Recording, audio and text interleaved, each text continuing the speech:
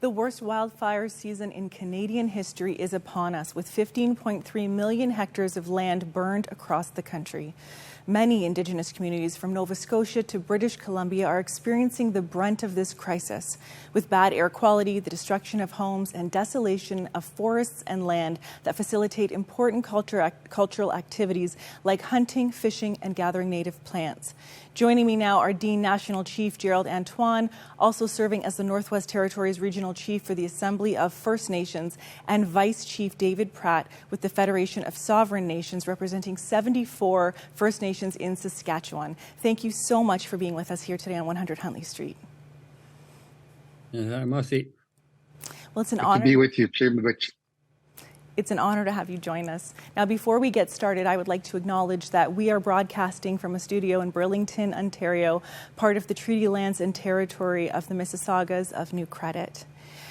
Chief Antoine, you are in the Northwest Territories. You have seen these recent wildfires impacting your communities in such a significant way. And, you know, Canadians caught note of this as they saw Yellowknife be evacuated, and it was all over the news. But we want to ask you, as a leader on the ground, how have you seen these wildfires impacting your communities in the region? Thank you for having me on the show. It's a real honor to be given the opportunity to share with you what has been happening with our family.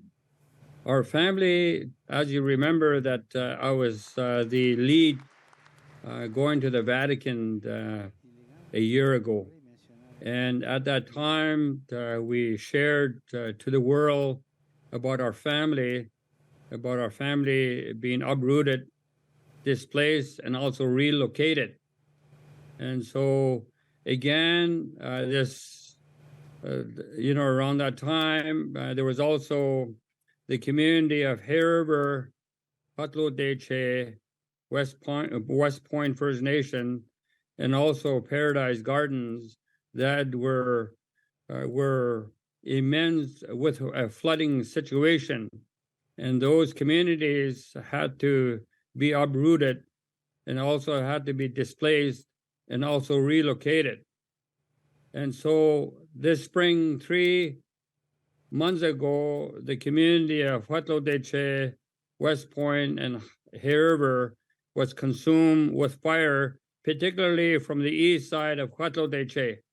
And about 80% of Patlo-Deche has been traumatically impacted.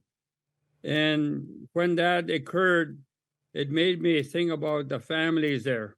It made me think about their grandparents, their parents, their children, their grandchildren, their great-grandchildren. And I could see the devastation that it had an impact on the family. And since then, there's been about 16 communities that have also been impacted by fire. It's a really a huge devastation. And also a lot of people of our communities have been displaced. They've been uprooted, they've been relocated. So we have to come together as a family. We need to look at the resources, all the different things that are been going on.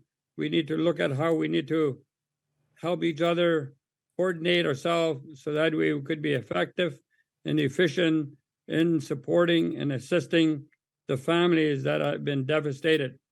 We need to make sure that the families are involved. We also need to make sure that the families give direction. I know there's support and assistance, so we need to be really mindful that we realign these support and assistance to really make sure that the families take the lead to meet the needs of their family going forward. So these are the things that we really feel in our heart that we need to be able to really advocate for so that we could be able to support and assist the families moving forward.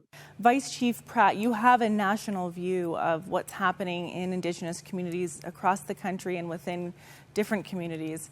And how are you seeing Indigenous communities come together in this very difficult time to rally and support one another and get through this season? First of all, thank you for having us this morning, Laura. We appreciate you having us on the program. Myself and Regional Dene Chief of Northwest Territories, Antoine, my colleague, we traveled to Rome together last year for the apology, and he also managed that file very well. So I acknowledge my colleague today. I